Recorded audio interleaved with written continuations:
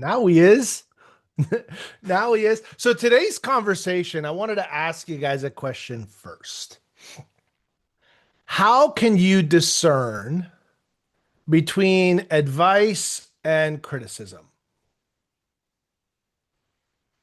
How do you personally discern between advice and criticism? How do you know the difference? How do you separate the difference? For me, it depends on the person it's coming from.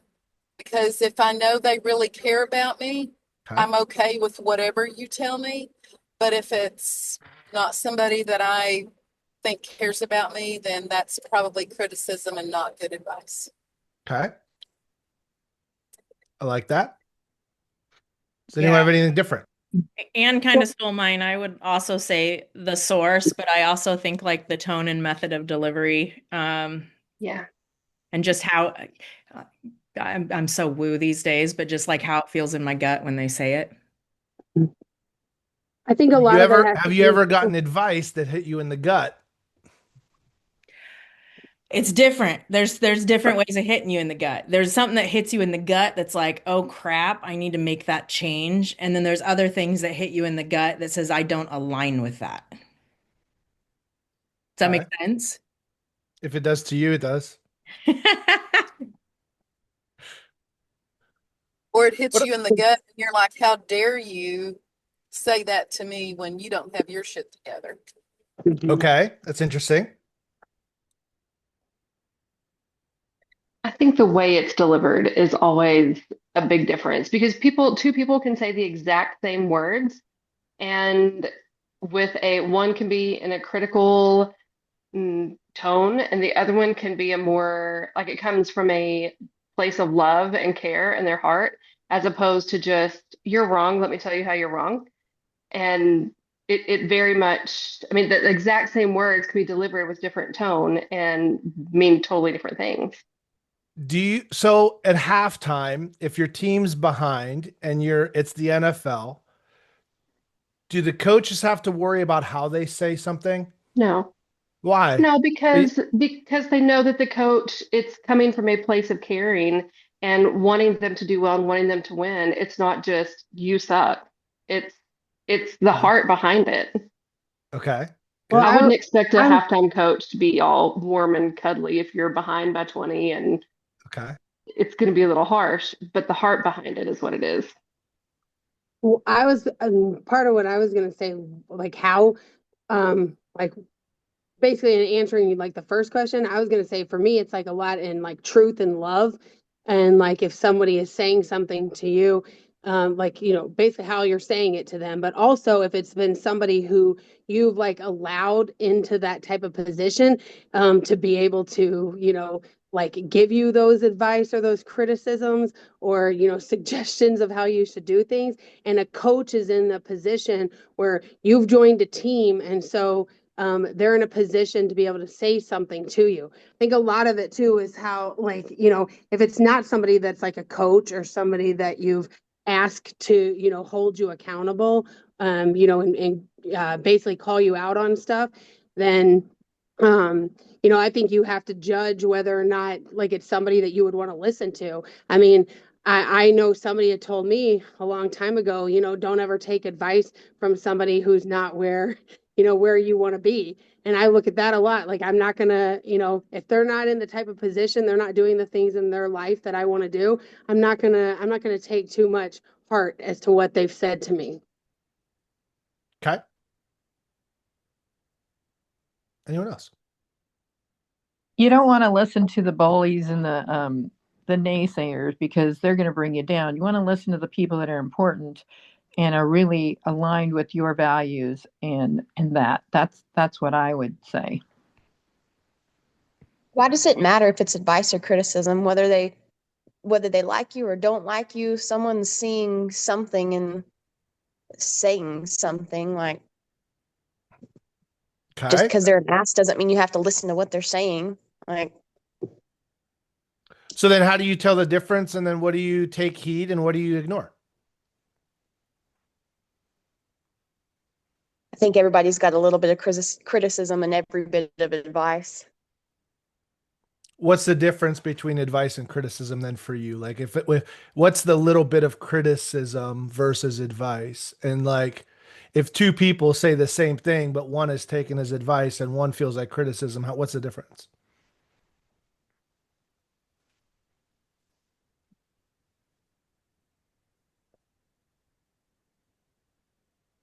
I think for me, advice is more of a productive, I want to help you, where criticism is more of a judgment on their part. So, coming from like an art background, we did a lot of art critiques. And so it was more like their opinion of a piece of work and what you could do better. And that's where the gray area comes in. It's because it's like advice, I feel like is more they're looking at the lens of you versus what they. So I don't know. Hmm. Okay. But So then how there's do you, the area because I'm like, now I'm second guessing myself on that. Yeah, I think it's a fascinating question, right? it And is. how Yeah. many of us operate our days, put ourselves out there or don't put ourselves out there based on the opinions, the advice, or the criticism of people that we should or shouldn't give any weight to? How many of us play small because we're looking to appease or appeal the wrong people?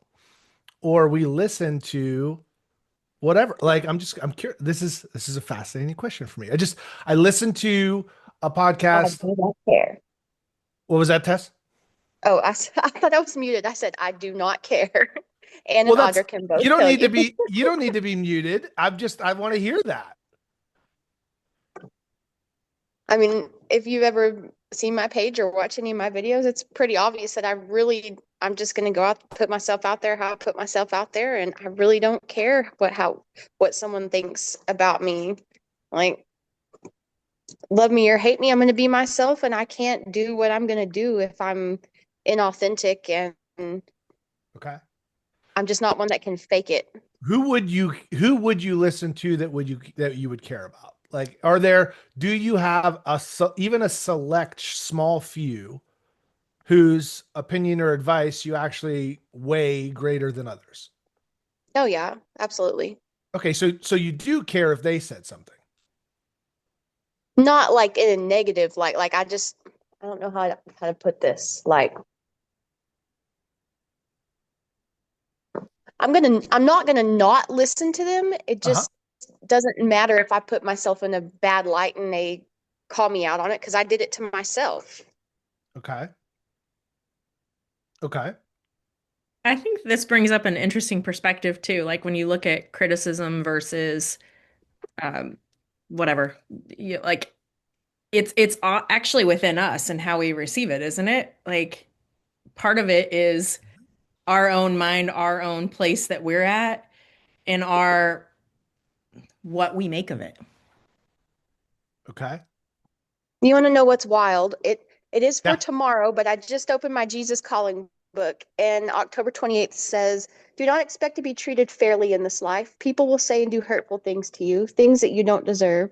When someone mistreats you, try to view it as an opportunity to grow in grace." I love that. In this podcast, in this interview, um, it was something like, I'm paraphrasing and I'm probably completely butchering this thing. And so since you haven't seen it, you wouldn't know.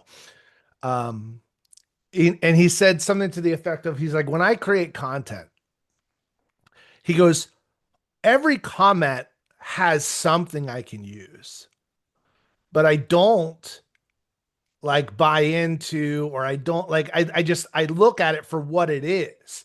And he said something to the effect of like, if you're just sitting there eating a bowl of vanilla ice cream and you're just loving it, you're vibing on the vanilla ice cream, and someone comes over and they're like, that's that's effing gross, man. How can you even do that? Like, ew. First of all, why would you eat that at this time of day? And second of all, like you could be doing anything else, but you're sitting there eating some vanilla ice cream. And how many of you would just be going like, what's wrong with you? Like, what is wrong with you? Like, you would be completely unbothered because that comment comes so out of like left field. It has nothing to do with who you are, or what you do, right?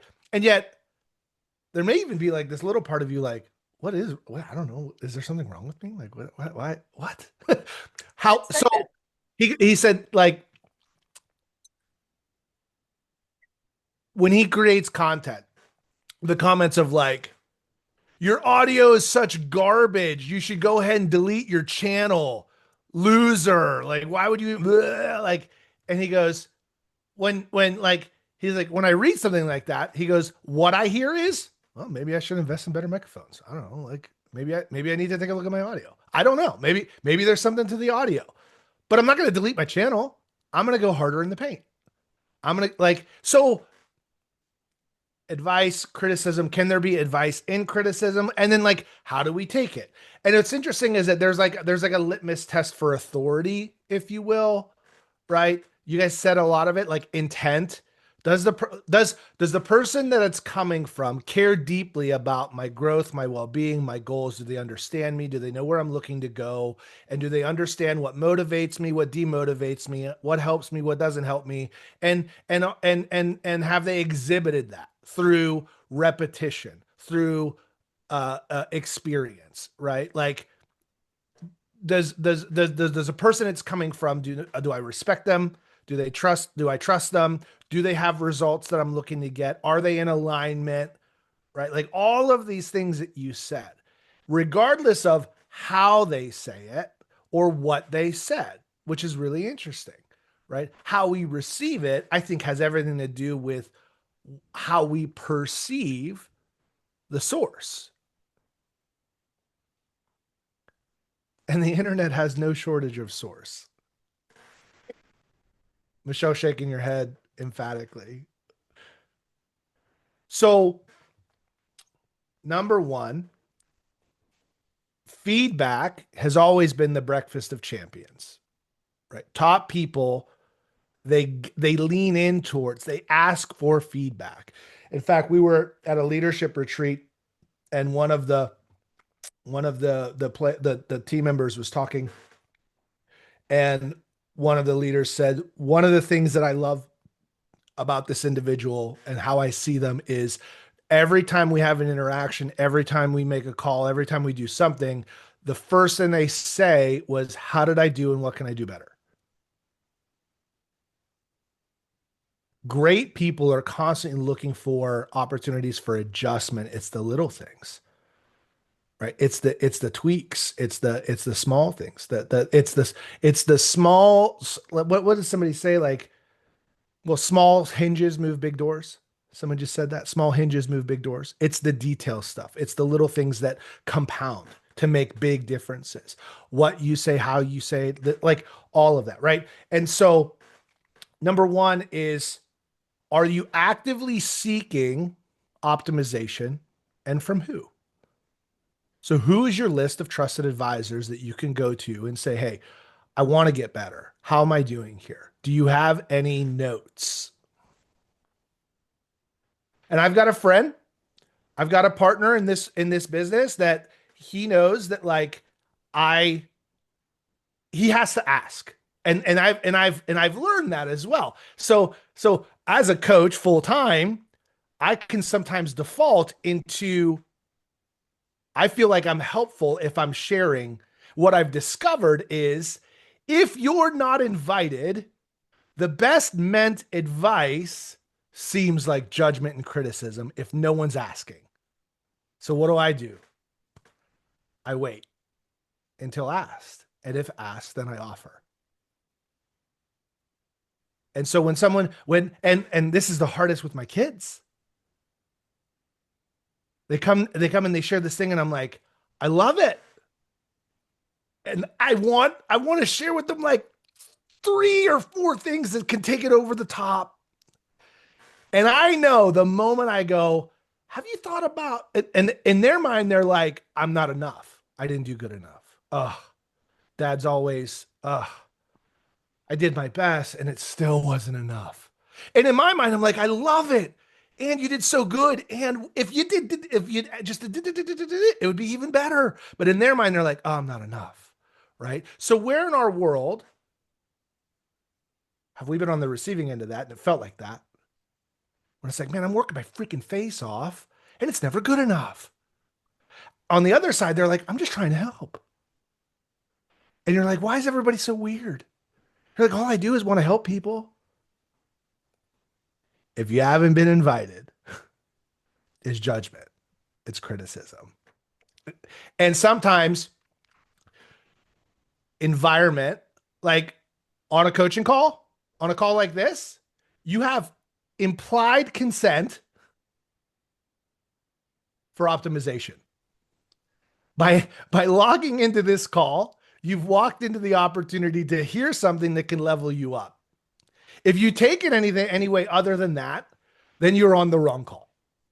Because we here love so hard and want everyone to grow so fast that sometimes we're going to bypass convention to get right to the issue, if you will, right? So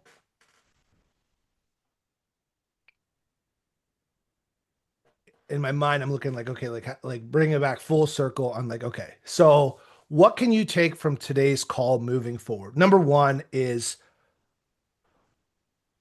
what are you not putting out there because of your receiving of unwanted advice from people that have no authority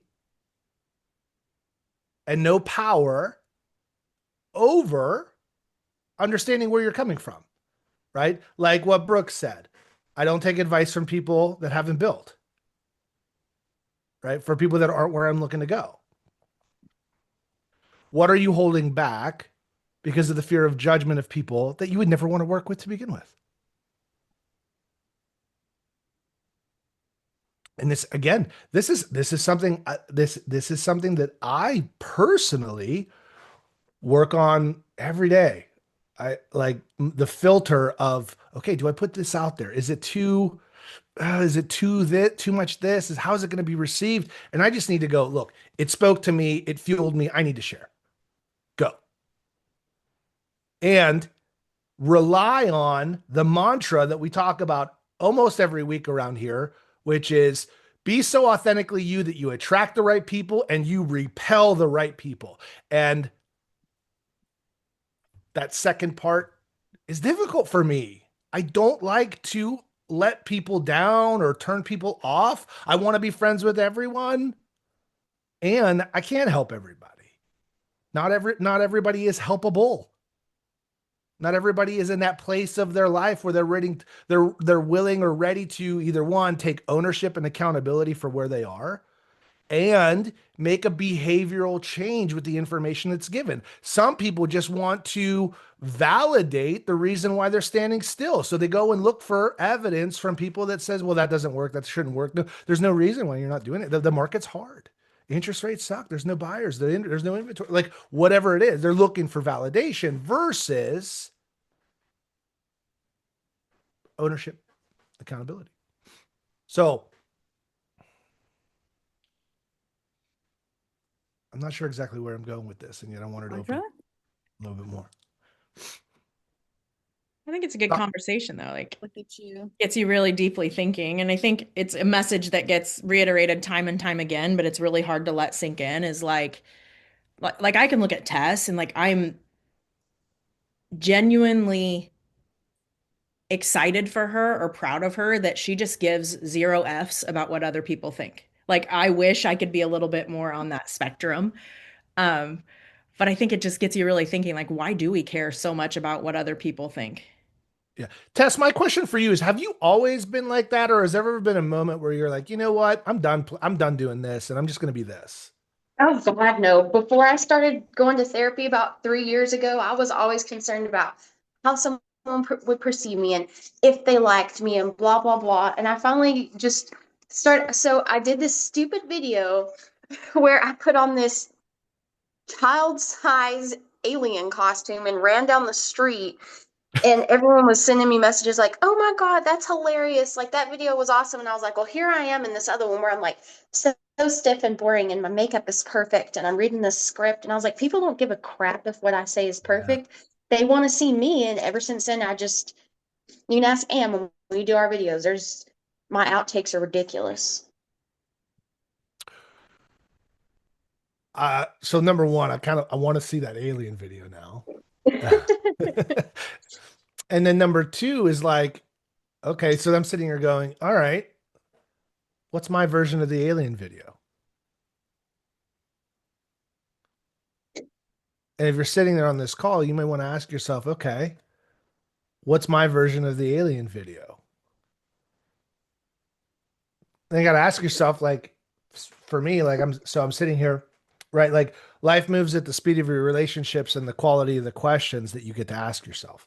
And so the questions from this call that I'm asking myself is number one, what's my alien video? And number two, um, have I ever put out anything that's so purely authentic that it terrifies me, but it also attracts the most people to me? I don't know if I can say that. I think I'm close. I think I've gotten close, right? Okay. Some thoughts. Dude, what the heck? What's resonating and share like from this call for you guys? What's going through your minds?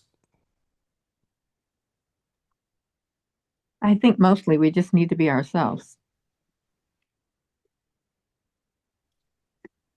So what's the first way of doing that? What's the next best step? I think some people don't even know who they are, so they don't know how to be themselves. Ooh, oh shoot. Tess is throwing down the gauntlets. Dang. Yeah, do you even know who you are? Are you clear who you are? What you stand for? Truly getting like, ooh, that's good. That's good stuff. See, just because we're looking at Tessa's ceiling doesn't mean she's not on. I mean, I even rapped in the video yesterday. I mean, it was a voiceover, but still. Tess has been hiding most of the time. We see her head in the lights. I was changing clothes. I'm about to work out. Tess isn't hiding. She's a ninja. She's out there in plain sight. I see. I like what you said about um, have you been invited or have you invited someone in? And I think there's a lot of times where I take other people's opinions or criticisms or friendly advice, and it's not somebody that I would necessarily invite in. Oh, it's okay. It's not someone I would really say, "Oh, hey, come on in." I thought about times when Matt, you and I were at an event, and we'd sit down after either of us spoke. It was like, "Okay, let's talk about it. What was good? What stood out? Or what could be better?" And I invited that conversation because I want to do better, but I'm not going to do that with everybody. But there's people that I wouldn't have that conversation with that I still let get in my head. And I'm like, "Oh, why do I do that?" And then when you talked about your kids and did they invite you or how it comes across to them when I just want to help, I'm like, oh, dang. Oh That yeah. I do that. Oh, I do that. Yeah, guess what? You're a subject of a lot of therapy. Oh, great. If you do Great. that, you're going to be brought up a lot in Well, I'm therapy. gonna stop it now. I'm stopping that because it's gonna live in my head now. Therapy, future therapy topics. Two questions that I've had to like rehearse and keep in my pocket when put in situations like this, and especially with Christy, my wife, and when she's just want like just has she's like sometimes she just needs to vent, so she's talking to somebody else about it. And in my mind, and as her husband, like my job, like my DNA is to protect, to support, to solve. And so like my instinct is right away to start offering ideas and this and like, ooh, that doesn't work very well very often. And so I just go, hey, I want to be here for you. Do you just need me to listen, or like, is this something that you want to like work through? Like, you want like ideas? And she's like, just listen right now. I'm like, okay, all right. And then when she says just listen right now, it doesn't just listen. It's also to go, yeah, those people suck. Yeah. And like agree and empathize. And like she wants to be like heard. And that's the number one way I can. I'm like, yeah, those guys are freaking jerk faces. Yeah. Yeah. And it's like, it's not being negative. It's like, I'm here to support my wife. And then afterwards, and I'm like, all right, so what are you going to do now? And she's like, I don't know. And I'm like, okay. She'd be like, all right, what is it? What is it? What? And then we're like, all right. And then the other question. So the first question is, hey, what do you need right now? Do you just need to be seen? Do you need to be felt? Like, do you need to be heard? Do you just want to talk? I could do that. I'll be that right now. The second question, when I'm working with anybody, is, hey, permission to share a couple ideas, permission to have a coaching conversation with you. And they go, yeah, okay, sure. I'm like, all right, scale of 1 to 10. How direct would you like me to be? And give them, be like, I don't know, right now I could probably only handle a 6. Okay, I'll give you 6. And if they go 10, like lay it on me, 10. I'm like, all right, are you sure? And then I'll go. And then I'll say the thing that I really want to say. And then they go, oof. Okay, that's what I wanted. That's what I needed to hear. Okay. So number one, check in. Ask them, how do you need me right now? What do you need in this moment? And then permission to share a couple ideas, permission to coach, permission to mastermind. And then the qualifier, awesome. On a scale of 1 to 10, with 10 being like extremely direct. Where do you, like, what do you want right now? What do you need? It's amazing how those two simple questions can change the dynamic of intent, especially outside of an environment with implied consent, outside of a team environment, and so this is sometimes what we do with clients. Have you ever had a buyer or a seller? I know we're right at time, and this is the last thing. I'm just going to put a bow on this. Have you ever had a buyer or seller call you and just go off? And like immediately you want to solve, right? Like to solve, to like to whatever, like to calm it down to whatever. And they just need to talk. And I always say, all right, what do you want me to do? You want me to get after him? You want me to get somebody fired? Like, what do you want? You know, I'm gonna go like, and they're like, no. I just want to talk. I just want to talk about it. Be like, okay, all right.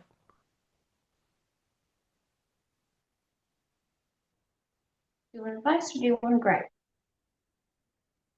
I didn't hear exactly what you said, but it was probably really good. Oh, do you want advice or do you want a gripe? Yeah, That's what there I you always. go. Advice or gripe. Cool.